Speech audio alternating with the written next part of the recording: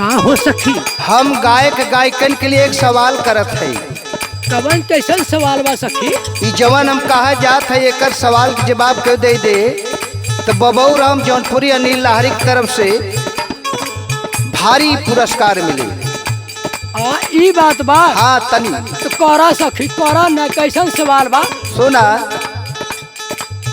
कही दिन जन्म में पवाना सिंह, अरे कही दिन खेसारी जन्म हो,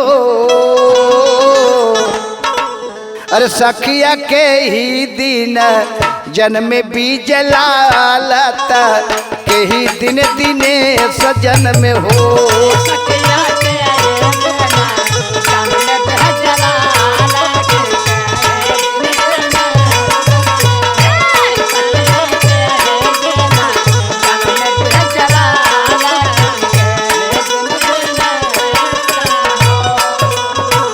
कही दिन जना में पवाना सिंह, कही दिन खेसारी जन्म हो,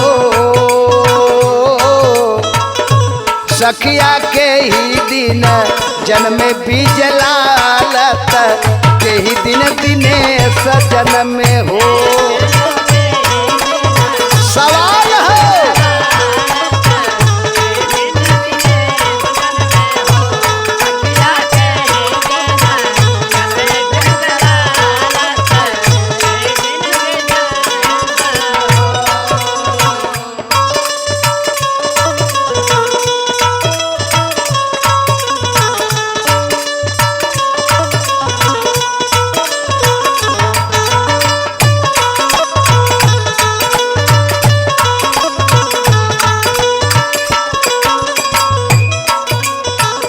कही दिन जाना मेरी ते सपांदे,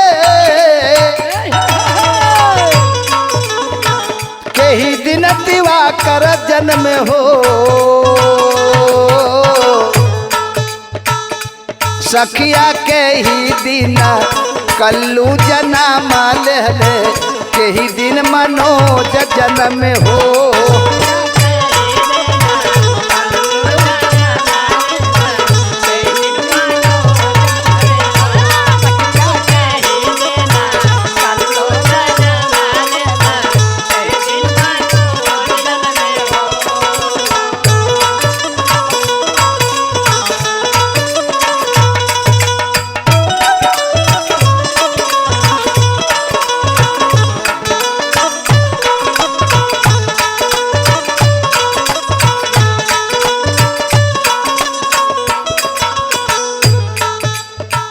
कही दिन जन्मे अंकुश राजा,